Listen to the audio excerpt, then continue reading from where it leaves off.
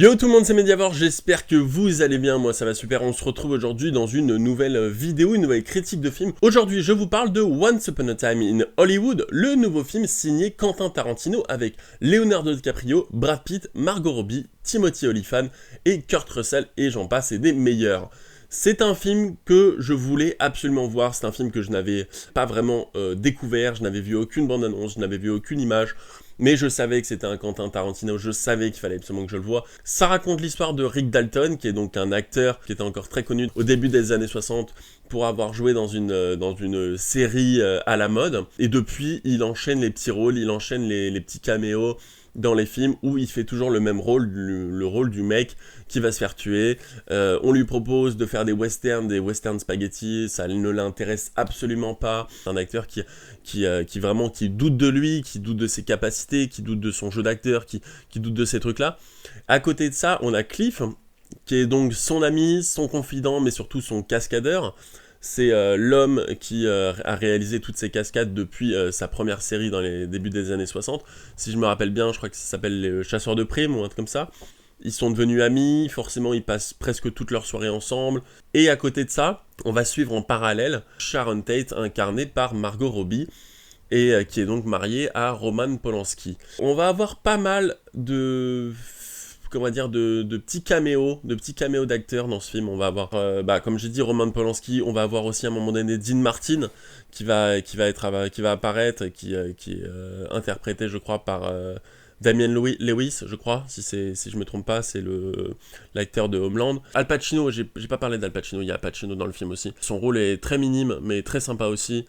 Pas un film Django où au début du film, on sait que Django, lui, il veut retrouver sa femme et buter les autres pour la libérer, ce genre de truc. Voilà, c'est pas comme ça du tout. C'est vraiment, on va suivre plusieurs personnages à travers des péripéties de la vie et on va voir ce qui va se passer et on va les suivre comme ça. En plus, on les suit vraiment sur genre 2 jours, puis 6 mois plus tard, une journée. Enfin, vraiment, on les suit sur vraiment 3-4 jours de leur vie, vraiment au hasard.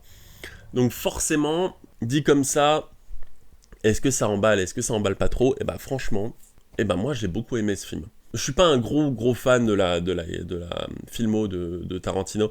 J'ai bien aimé Kill Bill, j'ai beaucoup aimé Django, mais j'ai un peu moins aimé par exemple Pulp Fiction. Et pourtant je sais que c'est un blasphème parce que tout le monde adore Pulp Fiction, mais j'ai été un peu moins réceptif à ce genre de truc parce que je pense que je l'ai vu trop tard.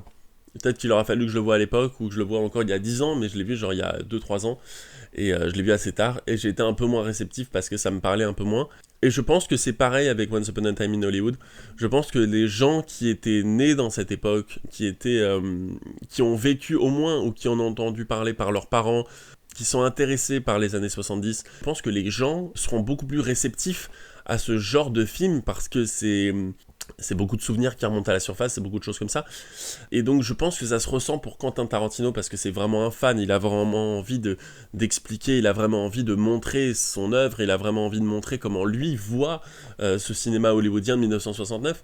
On sent vraiment qu'il a voulu vraiment retranscrire tout ce que lui ressentait. On va débuter le film par une séquence de 5 minutes en noir et blanc en 4/3, qui est donc représentatif de la télévision. Ça, on va avoir un espèce de making-of ou une petite publicité où on va voir donc Rick et Cliff qui discutent. Et c'est assez marrant parce que c'était vraiment comme ça en fait. On était vraiment sur des petits trucs avant les émissions où on nous montrait des personnages. Il y avait vraiment quelque chose de très unique, on va dire, dans ce cinéma à l'époque. Il y a une scène à un moment donné où on aura donc le personnage de Rick et qui joue donc le rôle de Caleb de Coteau, qui est donc un bandit de western quelconque. Et on va faire comme si on y était, comme si on était en train de regarder le film, comme si on le voyait à la télévision, sauf qu'on le voit pas en noir et blanc mais qu'on le voit en couleur. On va voir Leonardo DiCaprio, enfin son personnage parler, discuter, tout ça. Il y a vraiment une scène, d'un coup on est un peu remonté dans Django. La caméra se balade vraiment en plan séquence, on ne voit absolument rien, aucun câble, rien du tout, pas d'équipe technique, que dalle. C'est un dialogue donc, qui oppose donc, Leonardo DiCaprio et Timothy Olyphant. La caméra donc, va se tourner vers Timothy Olyphant et va faire une espèce de 180 sur DiCaprio, donc sur Caleb, donc sur Rick Dalton. Et donc il va commencer à parler et d'un coup il va commencer à faire genre réplique, lines. Et là on sort vraiment du truc, on brise vraiment le quatrième mur, on se rend vraiment compte en fait qu'on était en train de tourner. Et il va y avoir une scène juste après où il va péter un câble parce qu'il n'y arrivait pas. Et c'est vraiment très bon. La justesse du jeu d'acteur, le Leonardo DiCaprio est juste brillante. Brad Pitt est toujours aussi bon comme d'habitude, il a même sa petite séquence torse nu qui vont ravir toutes les femmes. Margot Robbie en Sharon Tate est juste bluffante, petite parenthèse. À un moment donné, elle va voir son propre film et donc elle passe au guichet et la personne ne la reconnaît pas. Et c'est là où on se rend compte qu'il n'avait pas tout cette... comment dire, tous ces problèmes. Il n'y avait pas toute cette médiatisation, il n'y avait pas tout ce côté promotionnel, il n'y avait pas tous ces trucs-là comme ça. Les acteurs à l'époque pouvaient passer un peu inaperçus dans Hollywood, pouvaient passer, on les reconnaissait pas forcément comme ça, au premier abord, aux premières vues comme ça, c'était pas aussi surveillé. Je vais passer une petite section spoiler dans quelques secondes, donc, parce qu'il faut que je parle de certains trucs et je peux en parler que dans la section spoiler. Partie spoiler, c'est parti tout de suite. Donc forcément, dans la partie spoiler, la chose dont on va parler, c'est bien évidemment de ce qui se passe à la fin. Quand on arrive au début du film et qu'on nous présente Sharon Tate, on sait très bien, pour ceux qui le savent ou peut-être pour ceux qui ne le savent pas, Sharon Tate, c'est donc la femme de Roman Polanski qui s'est fait assassiner à son 8e ou 9e mois de grossesse en 1969 par Charles Manson et ses adeptes de la Manson Family. La scène finale, où on va voir les 3 acolytes de Charles Manson qui vont venir. Je m'attendais un petit peu à ce qui allait se passer, j'avoue. Je m'attendais juste qu'à ce qu'à un moment donné, on voit Brad Pitt qui a une espèce de boîte pour chien. Je m'attendais à ce qu'elle aille directement dans la tête du mec qui avait le flingue, dans la tête de Tex, et non dans la tête de la meuf. Le moment avec le chien m'a un peu choqué, j'avoue, parce que j'ai pas de chien, j'ai pas de staff, tout ça, donc je savais pas que ça pouvait faire ça. Mais cette scène est assez violente. Que là, on est vraiment dans du Tarantino, le moment où Brad Pitt explose la tête de la meuf, et on se rappelle pendant tout le long du film où on dit ouais qu'il a tué sa femme, et que en fait il s'en bat les couilles. Genre, bon, voilà. On sait pas si c'est vrai, on sait pas si c'est faux, on n'aura jamais d'infos là-dessus, voilà. Et on se dit bon, il va encore tuer notre meuf. Le moment où la meuf court dans la piscine, elle est complètement défigurée parce que ça te fait bouffer par le staff, et que t'as Leonardo DiCaprio d'un coup qui sort son lance-flamme. On sent vraiment que c'est une revanche, en fait. Cette fin.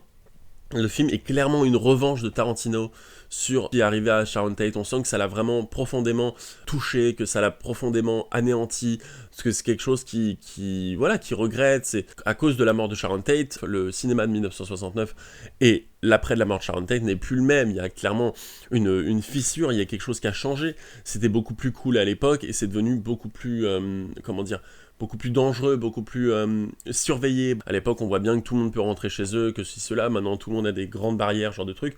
Je pense que ça a joué avec le fait de la médiatisation également aussi.